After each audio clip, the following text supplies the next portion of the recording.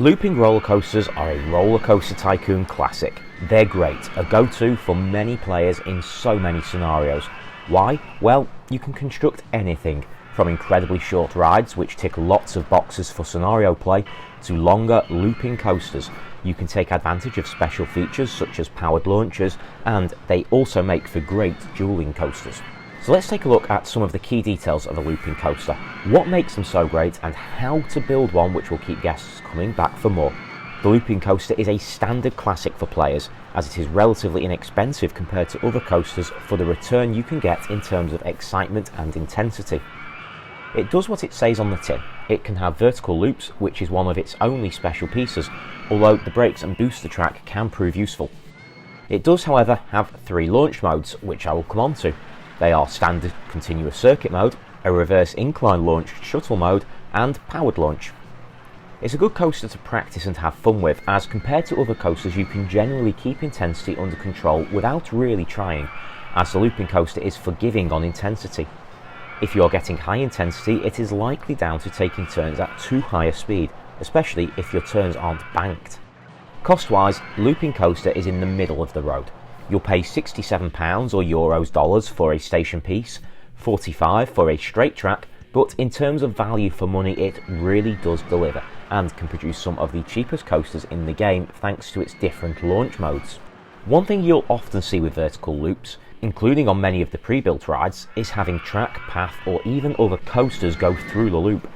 You can actually pass through a loop up to 4 times with coaster track if you are careful with your placement, but just once is enough to get a nice boost to your excitement rating.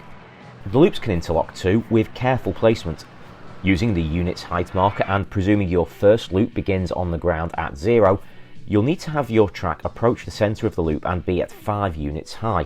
1 tile before the loop, send the track up 1 unit on the lowest gradient climb. Depending on whether you're on the left centre or right centre of the loop, you can then choose the correct vertical loop to interlock your original. When testing with a vertical loop, you may find your train doesn't quite make it around an inversion.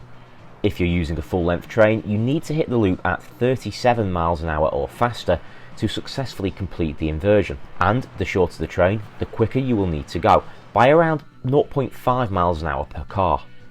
I mentioned the booster track being useful earlier, and this is why. If you're going too slow before a loop, adding booster track can save you having to rework your whole design. More on that later in the video. I've mentioned different operating modes a couple of times now. Continuous circuit is the standard mode all coasters have, as well as a block sectioned version.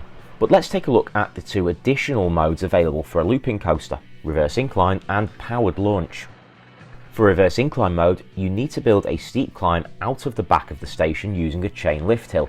In the build mode, this actually means creating a steep downward slope using a chain lift hill. The ride pulls the car backwards out of the station before releasing it at the top of the hill. The train returns through the station and along the track layout before using gravity to reverse back towards the station once it doesn't have enough speed to complete the track. To ensure this happens, you'll need a steep climb at the end of your track. Several of these coasters exist in real life, including Boomerang at Six Flags St. Louis. The in-game build menu ride Stingray is a reverse incline launched coaster.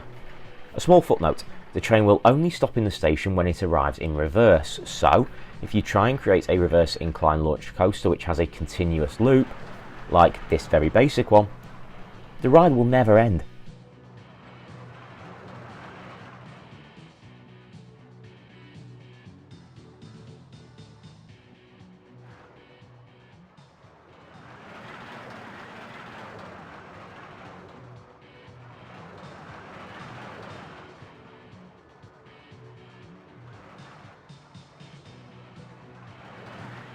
A powered launch does exactly what it says and is similar to the reverse incline mode, except without the need to be reversed out of the station, plus you can control the launch speed in the ride settings.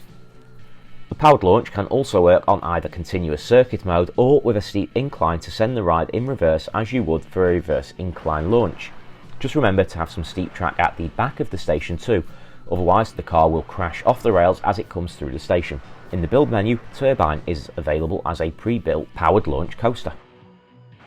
Because of these operating modes, the stats penalties for looping coasters are calculated slightly differently. For all coasters, there are some minimum requirements you need to meet. For looping coasters, it's actually an either or. To avoid penalties, you need either a drop of 10 metres, that's 32 feet or higher, 2 or more drops, a top speed of at least 22 miles an hour, that's 36 if you play in kilometres per hour, and at least 0.1 negative Gs, or that same top speed and 1 inversion. So as long as you launch quickly enough and have 1 inversion, you can create a very short powered launch coaster. For reverse incline, you should always meet the stat requirements without effort, as it will have at least 3 drops every time, 1 when the train is released from the top of the launch, 1 when it returns in reverse, and a 3rd when it passes back through the station before coming to a stop. These modes are great options for creating a cheap coaster which can have a high throughput, generally plenty of revenue, and contribute nicely to your park rating and the number of guests you can attract.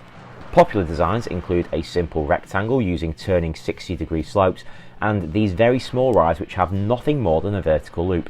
They do deliver in terms of ride stats, park value, and increasing your soft guest cap to help attract more guests to the park. But for me, I like some sort of realism in my play, and I'm not sure these rides would quite cut it in real life parks. You can generate extra power when needed on all launch types using booster track.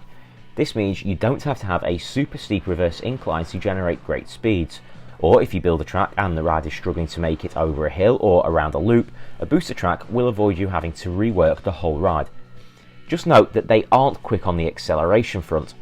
One booster track set to 58 miles an hour won't get your car up to that speed if it only passes through at 20 miles an hour.